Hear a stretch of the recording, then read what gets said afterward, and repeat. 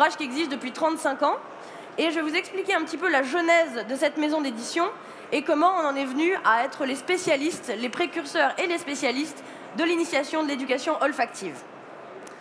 Alors pour commencer, comme je vous le disais, on va parler un peu des éditions Jean Lenoir. Alors, hop, Jean Lenoir est ce monsieur qui hume un verre de vin. Il y a de grandes chances pour que ce soit un Chablis. Dans les années fin 70, début 80, est directeur adjoint de la Maison de la Culture de Chalon-sur-Saône. Et à cette époque, il se pose la question comment faire pour arriver à parler du goût et développer justement l'idée du goût comme une notion aussi intéressante que celle de l'art, du théâtre, des arts graphiques ou de la musique. Et il commence à suivre des cours d'œnologie. Alors j'ai l'impression que je l'arsène un petit peu, c'est peut-être pour ça que les gens... voilà, ça devient désagréable. Oui? Non? On refait? C'est toujours pas ça. Je vais continuer à parler jusqu'à ce que les soucis techniques se résolvent d'eux-mêmes. Donc il suit les cours... C'est pardon? Vous n'entendez pas, c'est merveilleux. C'est juste désagréable pour moi en fait. Vous l'entendez. Ah ah! Vous voyez? C'est quand même désagréable pour la babou. Ce serait bien de s'occuper d'eux. C'est ce micro... Oui, bon, bah, on va faire ce qu'on peut. Alors donc, il commence à suivre les cours de Max Léglise, et Max Léglise est un des précurseurs de l'initiation olfactive. Alors, je ne sais que faire, j'entends vraiment définitivement que ça l'arsène, mais quid de la situation? Bon, ok, très bien. Alors, Max Léglise est le premier à avoir écrit un bouquin qui s'appelle « L'art de l'initiation à la dégustation des grands vins ». Alors c'est un titre un petit peu pompeux, ça fait beaucoup d'informations dans un seul titre, du coup ça mange la page, c'est compliqué. Néanmoins, l'idée de Max Léglise, c'était d'expliquer que dans le vin, il n'y a pas deux groupes différents, il n'y a pas deux familles. À savoir, d'un côté, le vin bourgeois, avec un vocabulaire, avec un côté encyclopédique et beaucoup d'informations à connaître qui finalement semblent un petit peu abscontes, ou de l'autre côté, le gros rouge qui tâche. Le vin, c'est un facteur de partage, c'est un outil à la fois de communication, de plaisir, et tout le monde, absolument tout le monde, est capable de l'apprécier. Mais pour arriver à l'apprécier, pour arriver à le reconnaître, en fait, il y a une chose très très simple. Il faut arriver à identifier les différents arômes. C'est par ce biais-là, en identifiant un arôme unitaire, simple, qu'on va arriver à comprendre lorsque un sommelier vous dit « Oh là là, je sens des notes de mûre, de feuilles, de laurier » et que vous vous dites juste « Je sens le vin », et bien c'est en arrivant à décortiquer tous ces arômes que vous arrivez enfin à comprendre le message du sommelier. Du coup, pour mon père, car c'est lui, c'est un vrai coup de foudre et il se rend compte vraiment de la diversité et de la richesse des arômes qui sont contenus dans le vin. Et c'est comme ça qu'il descend dans le sud de la France et il décide de se dire « Ok, comment je vais faire pour partager cette découverte? Comment je vais faire pour arriver à développer ce message-là, le donner aux autres ?»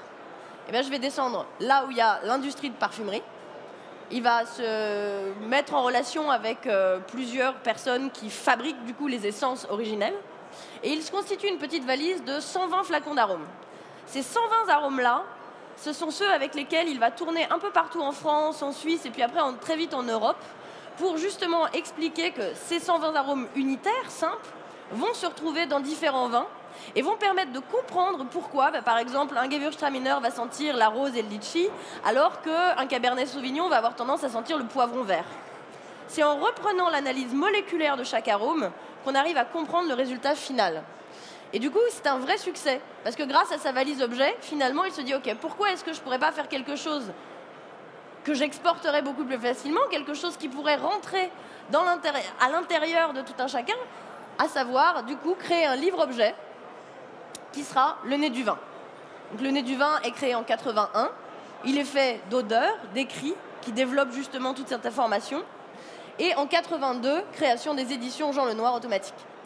En 96, après une visite en Colombie, où il apporte justement différents coffrets du nez du vin, le gouvernement colombien lui dit « Ça serait vraiment super de créer le même outil que vous avez créé pour le vin, pour le café. » Eh oui, c'était déjà, il y a quand même plus de 20 ans maintenant. On n'aurait pas forcément idée de se dire que déjà, à l'époque, l'analyse sensorielle autour du café pouvait valoir quelque chose. Sauf que c'était déjà prégnant.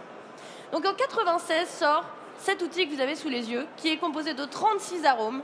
Et ce sont les 36 arômes, non pas forcément principaux, mais plus courants, que vous allez retrouver dans différentes variétés de café de spécialité.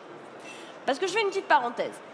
qui se passe aujourd'hui sur le stand Café Chaud, sur les championnats de France, c'est qu'on parle du café de spécialité. La différence entre le café de spécialité et le café que vous avez l'habitude de trouver dans les commerces, c'est qu'on va s'attarder vraiment au travail et à l'origine du café, depuis le producteur jusqu'à la tasse. Le café de spécialité, c'est un univers où les gens vont vous expliquer exactement d'où vient le café vert, d'où viennent les graines du café qui vont être torréfiées, qui vont être amenées dans différentes parties de l'Europe, qui vont être utilisées par des artisans. D'ailleurs, il est même fantastique de constater qu'il y a maintenant un MOF, un concours du meilleur ouvrier de France réservé aux torréfacteurs.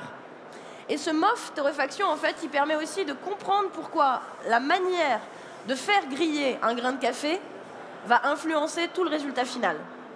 Maintenant, les artistes que vous allez voir, qui sont les baristas, qui sont les latte arters, qui sont le coffee in good spirit, tous ces artisans-là vont vous permettre aussi de comprendre que la manière dont ils vont extraire leur café, parce qu'il n'y a pas que l'expresso, va aussi changer le résultat final. Donc en fait, le café de spécialité, c'est un ensemble d'informations, aussi bien sur l'origine, le travail et le résultat final du café. Et à partir de là, vous vous rendez compte qu'un café, c'est pas juste un petit liquide, parfois un peu amer, parfois un peu acide, c'est vraiment tout un univers de saveurs et d'arômes. Donc, l'outil que moi je représente, le nez du café, c'est un outil qui vous permet en fait d'être aussi conscient qu'un spécialiste de toute la subtilité que vous allez pouvoir trouver des arômes dans la tasse. Mon but, c'est de vous expliquer aussi comment fonctionne l'olfaction. Alors, est-ce que vous connaissez, par exemple, pour commencer, la différence entre une odeur et un arôme? Ouais. Alors, c'est une définition intéressante. On vient de me dire, une odeur, c'est quelque chose qu'on perçoit, un arôme, c'est quelque chose qui se dégage. On va revenir, en fait, la définition, c'est qu'une odeur, c'est une molécule volatile qui évoque une perception olfactive. Alors, c'est un petit peu compliqué pour commencer la matinée, j'en ai bien conscience. C'est un peu dense comme information. La molécule volatile, pourquoi? Parce que, en fait, ce qui est fascinant, c'est qu'une odeur en tant que telle n'existe pas. Une odeur n'a d'essence, n'existe que parce que vous avez la faculté de la ressentir. Donc concrètement, la molécule volatile, c'est cette petite chose infinitésimale qui se balade dans l'air et qui va prendre vie à partir du moment où vous pouvez la respirer, la ressentir. Et elle évoque une perception olfactive puisque c'est votre organe de perception qui va lui donner corps. Je vais rentrer un peu plus dans les détails, vous allez voir, c'est beaucoup plus simple que ça n'en a l'air. L'odeur, c'est aussi d'abord la différence, c'est ce qui est perçu par le nez. Vous sentez quelque chose, vous mettez le nez au-dessus de quelque chose, vous allez avoir l'information, donc cette petite molécule volatile, qui va arriver au sommet de votre crâne, entre les deux yeux, à peu près 2 cm derrière ce petit point-là où les Indiennes mettent un bini. Et résultat, en fait, vous avez une membrane. Cette petite membrane très fine est recouverte de follicules pileux. Non, il ne s'agit pas des poils que vous avez dans le nez, c'est des petits follicules pileux qui vont emmagasiner cette information, cette molécule, et qui vont la transformer en un flux nerveux qui va arriver à l'intérieur du crâne. À l'intérieur de votre crâne, vous avez ce qui s'appelle le cortex piriforme. Et le cortex piriforme, c'est votre base de données, votre mémoire, votre seuil de mémoire olfactive. C'est grâce à lui que vous savez que votre maman sent tel parfum et que le chocolat, ça sent tel parfum. Et peut-être avec un peu de chance, si elle porte Angel de Thierry Mugler, c'est la même chose. Donc ça, c'est ce qu'on appelle l'olfaction directe ou orthonasale. L'arôme, et c'est ça la subtilité, l'arôme, c'est quelque chose d'assez proche. Mais en fait, c'est le sentiment de perception qui change, puisque l'arôme, c'est ce qui vient de la bouche. Et on va faire un petit test. Je vais venir parmi vous, vous montrer du coup la différence entre l'odeur et l'arôme, et surtout vous expliquer que sans votre nez, votre bouche ne sert pas à grand-chose. Donc tout le procédé, le processus de dégustation passe d'abord et avant tout par le nez. Je vais passer parmi vous et je vais vous tendre une petite tasse avec un grain de coriandre. Je vais vous inviter à en prendre chacun une, ou un grain, comme vous voulez. Prenez un petit grain. Ça ne vous fera pas mal. Tout ceci est extrêmement légal. Madame, vous êtes un peu loin. Je me rapproche de vous. Prenez un petit grain. Voilà. Vous voulez faire le test avec nous? Alors, vous prenez un petit grain, vous ne faites rien avec. Vous ne faites que prendre le grain. Est-ce que vous avez passé la tasse derrière? C'est bien, vous avez été sympa. Donc, vous prenez le grain de coriandre. Normalement, votre premier réflexe à tous a été de le sentir. Je le vois, et c'est bien, c'est très sain. Il faut le sentir. Est-ce que ça sent quelque chose? Non. C'est normal. Vous n'êtes pas enrhumé, vous n'avez pas eu un grain défectueux, c'est normal, ça ne sent rien. Maintenant, je vais vous demander de, sans le mâcher, vous ne croquez pas la graine. Si vous la croquez, mon test tombe à 0 et du coup, j'ai l'air ridicule et c'est très embarrassant. Vous mettez la graine dans votre bouche et vous la sucez, sans la mâcher. Sucez. Comme un cachou. Est-ce que ça sent quelque chose? Toujours pas. Tout aussi normal. Maintenant, vous allez vous boucher le nez. Alors, je vous rassure, je suis la seule à continuer à parler, donc je suis la seule à ressembler à Donald. Vous allez vous boucher le nez fermement. Et vous allez, messieurs, dames, vous voulez faire le test? Alors, hop, je me dépêche pour monsieur. Je continue à boucher le nez, sinon ça marche pas. Vous allez croquer la graine, s'il vous plaît, en gardant le nez bouché. On garde le nez bouché, on croque la graine. Bon Dieu, qu'est-ce qu'on s'amuse. On est sur le Syrah, le stand ça fait chaud. Oh là là, il est 10h30. Est-ce que vous sentez quelque chose? Maintenant, relâchez le nez.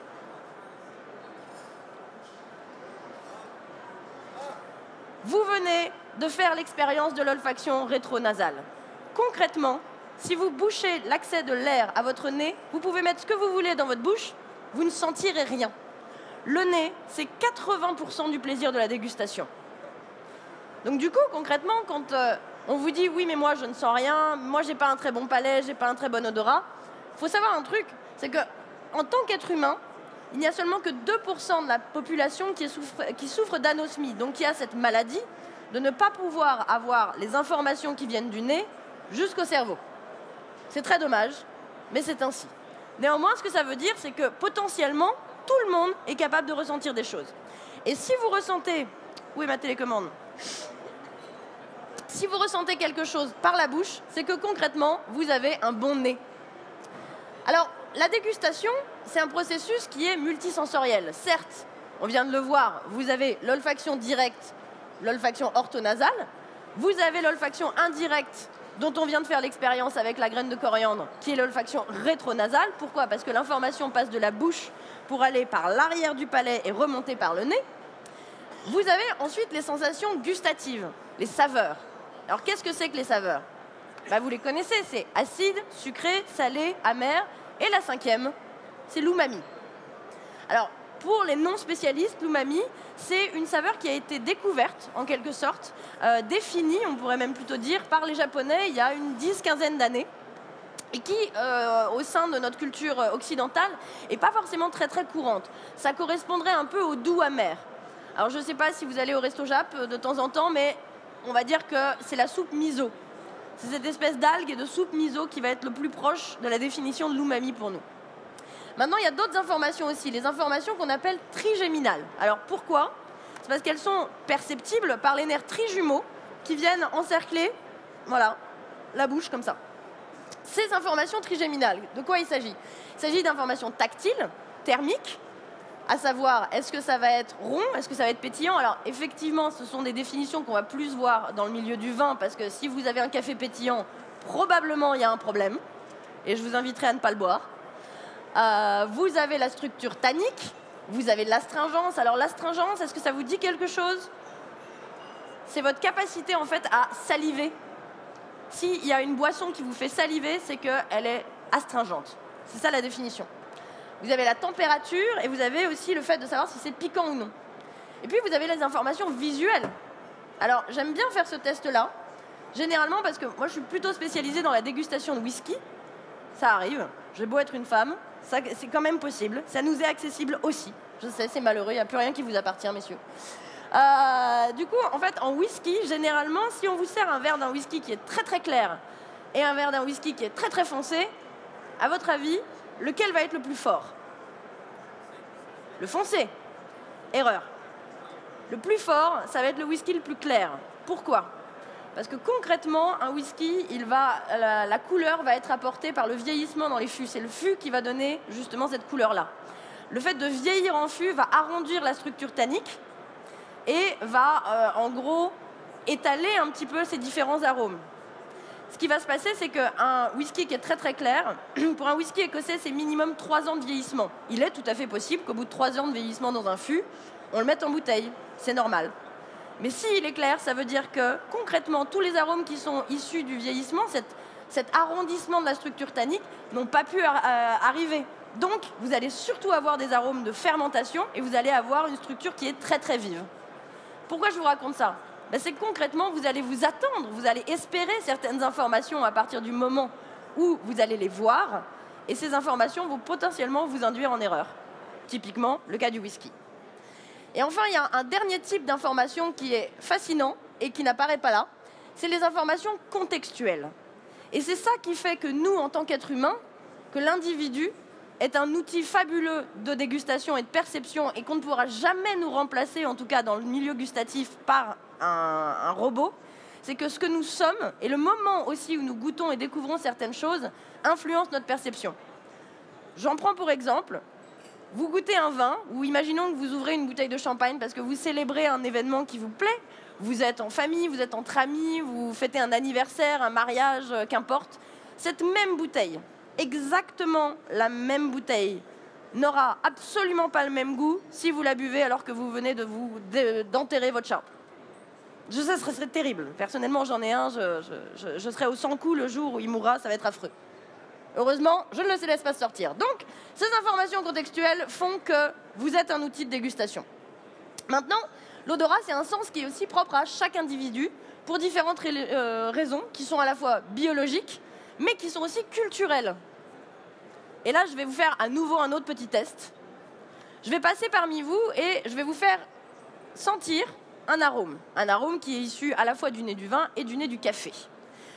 Vous pouvez sentir le bouchon aussi bien que l'arôme en tant que tel. Je vous demanderai par contre de me le rendre à la fin parce que je suis quand même censée faire plusieurs animations durant ce salon et concrètement, si j'en ai pas, je vais avoir l'air un petit peu bête. Et bien que vous ne me connaissiez pas, vous n'aimeriez pas que j'ai l'air ridicule. Voilà, messieurs. Alors je vous invite quand même à passer au rang du fond aussi parce que c'est pas tout ça, mais faut savoir être généreux. Et maintenant, je vais vous demander un truc, c'est que beaucoup d'entre vous, en sentant cet arôme, vont avoir envie de me dire « Ah, je sais ce que c'est. Je sais ce que c'est, je sais ce que c'est, mais je ne sais pas ce que c'est. » Alors, il ne faut pas me donner la réponse. Je ne veux pas la réponse. Je veux le souvenir auquel ça vous rapporte. À quoi ça vous fait penser. C'est une odeur qui vous